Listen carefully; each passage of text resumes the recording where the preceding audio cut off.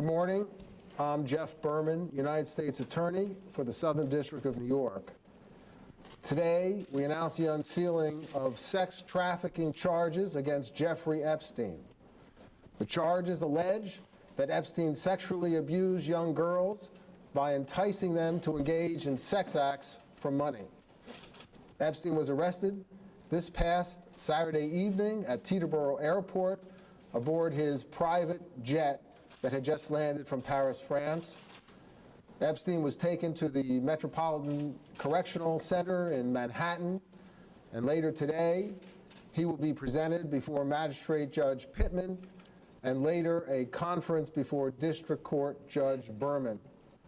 The United States Attorney's Office will take the position at that presentment and that conference that Epstein should be detained pending trial. Epstein is charged in a two-count indictment. First, conspiracy to commit sex trafficking, and second, the substantive crime of sex trafficking of underage girls. Beginning in at least 2002 and continuing until 2005, Epstein is alleged to have abused dozens of victims by causing them to engage in sex acts with him at his mansion in New York and at his estate in Palm Beach, Florida. The victims, all underage girls at the time of the alleged conduct, were given hundreds of dollars in cash after each encounter, either by Epstein or by one of Epstein's employees. The underage girls were initially recruited to provide Epstein with massages, and often did so nude or partially nude. These massages became increasingly sexual in nature and would typically include one or more sex acts as specified in the indictment. As alleged, Epstein also paid certain victims to recruit additional girls to be similarly abused. This allowed Epstein to create an ever-expanding web of new victims. This conduct, as alleged, went on for years, and it involved dozens of young girls, some as young as 14 years old at the time that they were allegedly abused. As alleged, Epstein was well aware that many of his victims were minors, and not surprisingly, many of the underage girls that Epstein allegedly victimized were particularly vulnerable to exploitation. The alleged behavior shocks the conscience, and while the charged conduct is from a number of years ago, it is still profoundly important to the many alleged victims, now young women. They deserve their day in court, and we are proud to be standing up for them by bringing this indictment. Combating sex trafficking and exploitation of children is a priority for this office and for the Department of Justice, as the sexual abuse of a minor can have devastating effects on victims, often lasting for years. That is why my office will not rest until perpetrators of these types of crimes are brought to justice. Victims' voices, including the many voices of Epstein's alleged victims, must be heard. To that end, I want to say to anyone who is watching this or hearing about our prosecution, if you believe you are a victim of this man, Jeffrey Epstein, or you have evidence or information relating to the conduct alleged in the indictment unsealed today, we want to hear from you. Please call 1-800-CALL-FBI. That's 1-800-CALL-FBI.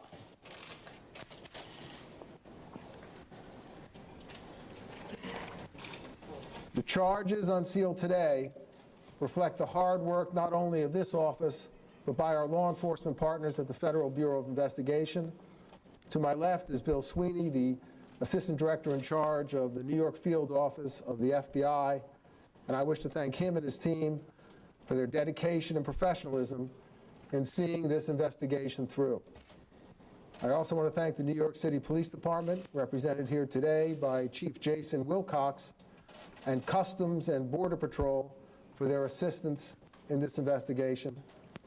And I want to thank and acknowledge the career prosecutors of my office handling the investigation and prosecution of this case. To my right, Alex Rossmiller, Allison Moe, Maureen Comey, and their supervisors in the Public Corruption Unit, Russell Capone and Edward Discant. It is a privilege for me every day to work with these bright, talented, and dedicated public servants. The talent is unbelievable. We will continue to devote significant resources to investigating these crimes and to protecting young people from sexual predators. And now I would like to invite Bill Sweeney up to the podium. Thanks, Jeff. Good morning. Preserving the innocence of children is one of the most important responsibilities we carry as adults. Purposely failing children in any way is not an option. And yet there are some in society who have chosen to blatantly disregard this responsibility, using whatever means they have at their disposal to lure children into a life which they should never have been exposed. As we allege today, Jeffrey Epstein is one of those people. At approximately 5:30 p.m. on Saturday evening, we arrested him at Teterboro Airport without incident. Epstein has been charged with 1 count each of sex trafficking and sex trafficking conspiracy. For at least a 4-year period covering the entirety of 2002 through 2005, he is alleged to have sexually exploited and abused dozens of minor girls at his homes in New York City and in Palm Beach, Florida. The girls were recruited in a variety of ways, usually by employees of Epstein and sometimes by fellow victims. The victims typically received hundreds of dollars in cash. The estimated dozens of victims were as young as 14 years old at time of recruitment. Children who provided Epstein massages while they were nude or partially nude. Children who were asked to engage in direct and indirect sex acts for money. Children who were enticed to do all these things at the hands of a man more than or nearly 3 times their age. Those who have been victimized by child sexual predators are frequently haunted by memories of these crimes well into their adulthood, often for the rest of their lives. They bear the burden of someone else's criminal behavior. Too often, adults in our society have turned a blind eye to this type of criminal behavior alleged here. We have seen the excuses, the ignorance of many who didn't even bother to understand that this behavior is a persistent scourge against our society's vulnerable youth, and the willful blindness as to who the real villains are in this type of outrageous crime. The villains are the adult perpetrators, not the children. Victims of child sex trafficking come from all walks of life. They are our neighbors, our students, young adults looking for help, vulnerable foster children. The list goes on and on and on. To the victims who may be listening or get word of today's charges, the team standing here before you represents FBI special agents, NYPD detectives, analysts, victim specialists, prosecutors, who make it their mission to listen to every individual who's been exploited and to advocate for the most vulnerable among us. We are parents, we are community members, we are human beings. But as an FBI special agent and the head of this office, I have the privilege to represent and stand among many who make it our mission to put predators behind bars where they belong, regardless of the predator's power, wealth, or perceived connections. Today, I'm asking everyone to take a good look at this man. If you have been victimized in any way, or if you are somebody who has any additional information about his alleged illegal behavior, we want to hear from you. Whatever age you are now, whatever age you were then, no matter where or when the incident or incidents took place. The number to call is 1-800-CALL-FBI. I'd like to take a moment to speak directly to the victims who will call that number. When you call that number, you'll receive a series of prompts. You'll be asked if this is representing a major case in the country. The answer is yes, it's number 4. You will then be driven to the top of the list, and the Jeffrey Epstein matter is number 1 on the major case list in the country when you call that 1-800-CALL-FBI number. Your bravery might just empower others to speak out about crimes committed against them. It's important to remember there never was, nor will there be, an excuse for this kind of behavior. We know that reliving these events can be brutal. We are here to work side by side with you as you go through this process. You should know that in the eyes of the FBI, You come first. Many thanks, as always, to our partners from the Southern District. Our partnership with the NYPD on this case and so many others has been phenomenal. Thank you also to the professionals at CBP and to the Port Authority Police Department who helped us with the arrest on Saturday evening. Last but not least, I want to extend my thanks to the NYPD Child Exploitation and Human Trafficking Task Force. The public should know that to be on this task force, you must volunteer. The work is agonizing, but it is one of the most noble missions our agencies can engage in, and we engage in it together. Thank you.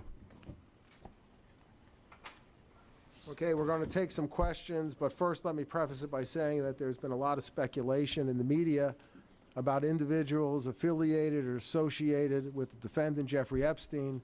As you know, Justice Department guidelines prohibit us from talking about such individuals, and so I just want to let you know that if that question comes up about any individual, my answer will be no comment, and that will be across the board, no comment, and I urge you not to read anything into that one way or the other. Are there any questions? Why is it being handled by the public corruption office? Could you give us any insight into why these charges are not covered by the immunity agreement that Epstein reached with the U.S. Attorney in Florida some years ago? Yes, Jeffrey Epstein entered into a non-prosecution agreement with the Southern District of Florida. That agreement only binds, by its terms, only binds the Southern District of Florida. The Southern District of New York is not bound by that agreement and is not a signatory to that agreement. Mr. Yes. Why is it being handled by the public corruption unit if it's just sex trafficking charges at the moment? Well, I'm not getting into the staffing decisions at the U.S. Attorney's Office. I will say that I have confidence that the Public Corruption Unit can ably handle this investigation and prosecution as it has so many other matters. I will again urge you not to read into the unit assignment anything one way or another with respect to the investigation. Looking at the evidence, how confident are you that Jeffrey Epstein is going to spend the next several decades of his life behind bars?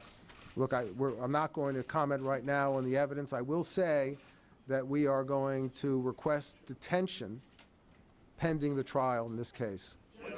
Yes, sir. I was just wondering, reading this indictment, as someone has already asked, wasn't the activities alleged in this indictment already on the Department of Justice's radar way back in 2008 when Miami's U.S. Attorney General Alexander Acosta, now Secretary of Labor, brokered a state plea bargain? Why is there no accounting for the very robust participation of DOJ at the time? And is there new information that you have or new evidence?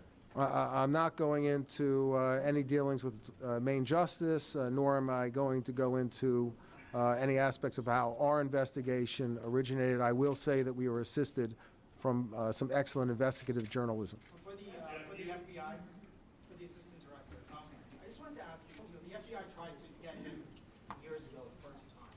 How important was it to get back at this, to try and bring charges against him again, given everything that transpired? I wouldn't comment on getting back at anybody or anything. That's not the way we work. We work with facts.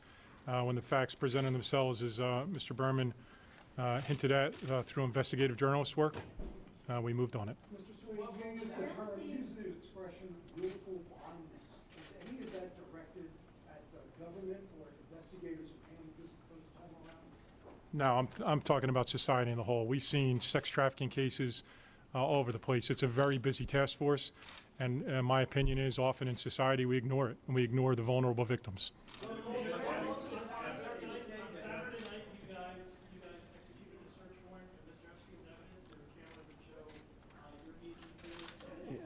Yes, contemporaneous with the arrest of Epstein at Teterboro Airport, agents executed a search warrant on his mansion in New York City and recovered and seized, and that was a search pursuant to a valid warrant. Agents seized evidence, including nude photographs of what appeared to be underage girls. Yes. I'm sorry, what was that? Prince Andrew of the British royal family to see if he could provide you any information. He was a long-standing friend of Mr. Epstein. No comment. The decision to arrest him on Saturday, is there a reason for that? Was something concerning that you needed to move in on Saturday? He flew into the jurisdiction, and so we arrested him. Is there any overlap between the victims, say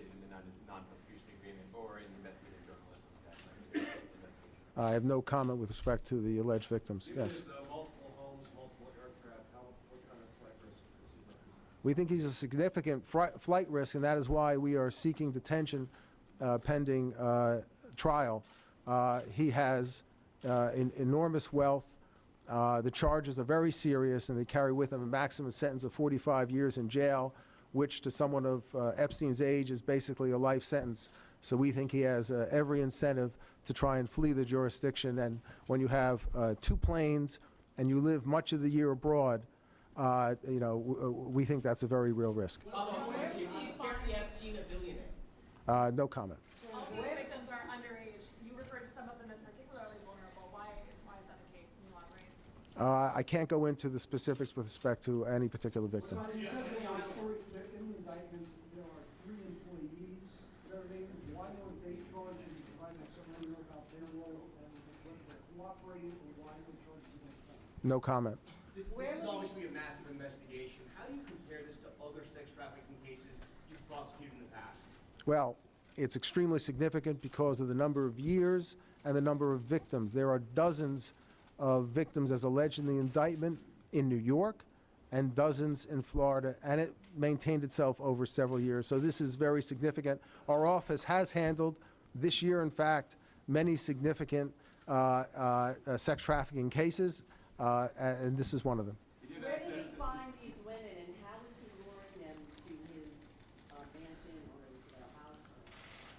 Well, as alleged in the indictment, these individuals, the underage girls were sometimes recruited by current victims, and the current victims were given cash payments if they could bring other underage girls to be similarly abused. And that's how he continued to expand the number of new victims that he had, and that's how it was able to maintain itself over several years. So would it be a word of mouth thing or an online? How did he do it? The indictment indicates that there were phone calls and contacts made not only with Mr. Epstein, but his employees, between his employees and the alleged victims. Did you have access to the record from the defamation case against the associate that is now going to be unsealed in the next couple of weeks, also through the federal court? No comment. Jeff, I get the timing of the arrest, but why is the case coming back now? If the charges all happened between 2002 and 2005? Well, it's still a very important case, and it means a great deal to the alleged victims here that they have their day in court, and we want to ensure that they have their day in court by bringing these charges. Yes. You had mentioned that there was a reporting that, was it the Miami Herald article that might have helped bring 4 new victims that you weren't previously aware of? We are certainly aware of that reporting. Thank you.